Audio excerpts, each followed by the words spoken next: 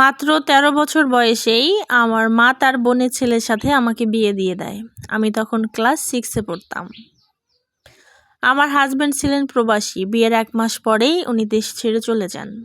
খুব অল্প বয়সে বিয়ে হয়েছিল আমার। তেমন কিছু বুঝতাম না। আর আমার হাসব্যান্ডের বয়স আমার থেকে অনেক বেশি ছিল। তাই সব মিলিয়ে তেমন একটা ভালো লাগে নাই। আমার হাসব্যান্ডরা ২ ভাই।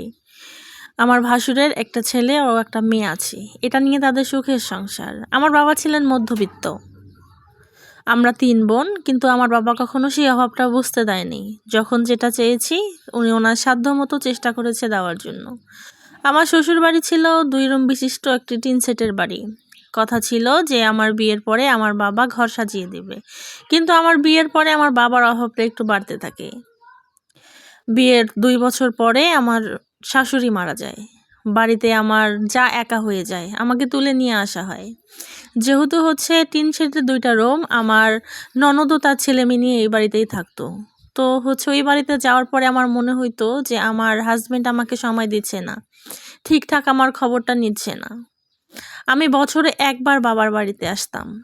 বাকিটা আমি শ্বশুর বাড়িতেই থাকতাম। কিন্তু আমি ওই বাড়িতে থাকতাম, শুধু থাকতাম আর খাইতাম।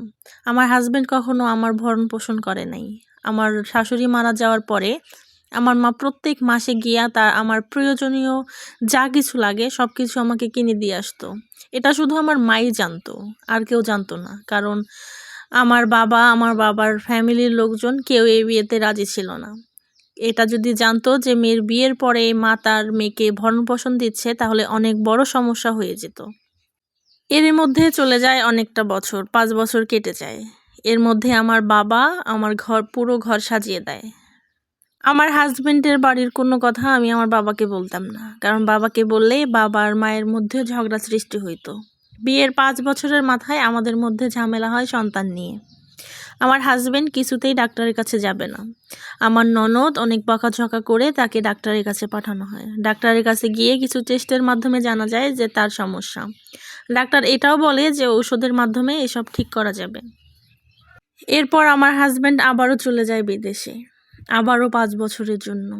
এই ১০টা বছর আমার কি যে কষ্ট লেগেছে। আমার অল্প বয়সে বিয়ে হয়েছিল, ১৩ বছর বয়সে। কি বা বুঝতাম তখন।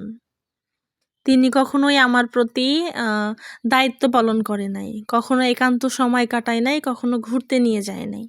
এটা নিয়ে আমার অনেক অভিযোগ ছিল। কিন্তু কখনো আমি তাকে অভিযোগের কারণগুলা বলতাম না। বলতাম যে একটা সময় সে ঠিক হয়ে যাবে। কিন্তু না, দিন, দিন তার অবহেলা বেড়েই যাচ্ছিল। এখন তিনি ৬ মাসেও আমাকে একবার ফোন দেয় না। বয়সের সাথে, সাথে আমার শরীর মোটা হতে থাকে। আমার মধ্যে অক্ষমতা শুরু হতে থাকে। কিন্তু তারা কখনোই আমাকে ভালো কোনো ডাক্তার দেখায় নাই। তারা বলতো যে, "তোমার বাবার বাড়িতে গিয়ে ডাক্তার দেখাও।" কিন্তু আমার বাবার বাড়ির পরিস্থিতি এতটাও ভালো ছিল না যে তারা আমাকে ডাক্তার দেখাইতো। তারা ২ ভাই কখনোই আমাকে ভালো কোনো ডাক্তারের কাছে নিয়ে যায়নি। তারা ডাক্তারের কাছে নিয়ে যাইতো, গিয়েও ডাক্তারের সামনে আমাকে অকথ্য ভাষায় কথা বলতো। একটা সময় আমার ভাসুর আমাকে বলেই ফেললো যে, "তুমি যদি এরকম করতে থাকো তাহলে আমার ভাইকে আমি আরেকটা বিয়ে দিব।" তো কেন জানি হঠাৎ করে আমি বলেই ফেলেছিলাম যে করান না বিয়ে। সেদিন বিকেল বেলায় আমার হাসব্যান্ড আরেকটা মেয়েকে নিয়ে আসে।